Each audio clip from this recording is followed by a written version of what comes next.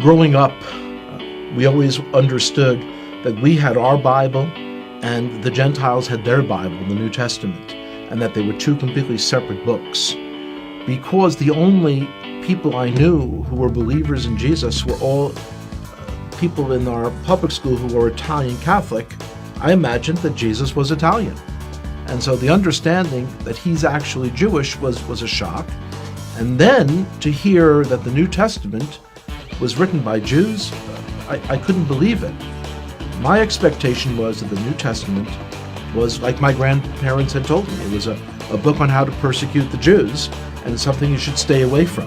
Of course, when you're told you should stay away from something, curiosity gets the best of you and you've got to see it. When I opened the New Testament, I was expecting to find a handbook on how to persecute the Jews. My grandparents had warned me that it was written by people who killed the Jews. That's what I was expecting to see, and yet when I'm opening it, I'm reading a story written by Jews about Jewish people. The New Testament was a fascinating book. And so as I opened this book in the library, I kind of looked around, made sure that none of my friends had seen me taking a Christian Bible off the shelf. And I opened it, here's the first sentence. It says, "This is the genealogy of Jesus the Messiah, the son of David, the son of Abraham." So 3 people are mentioned, and they're all Jewish. I was very shocked. And as I continued to read, I'm reading the story of a Jewish man who was born in a Jewish village, in a Jewish country, and one day walks into a synagogue and announces that he is the Messiah. The more I read the words of Jesus, the more I became attracted to him. It was as beautiful as anything I had ever read in any other part of the Bible. As I came to faith that Yeshua, that Jesus was the Messiah, it was clear that that was the most Jewish thing I could do. This is not the person who's a renegade to our people. This is the one who was promised in our Bible, the 53rd chapter of Isaiah. It is astonishing. If you would just read that chapter, just without the Bible being around it, you would say, oh, this is some Christian Bible. This is Jesus.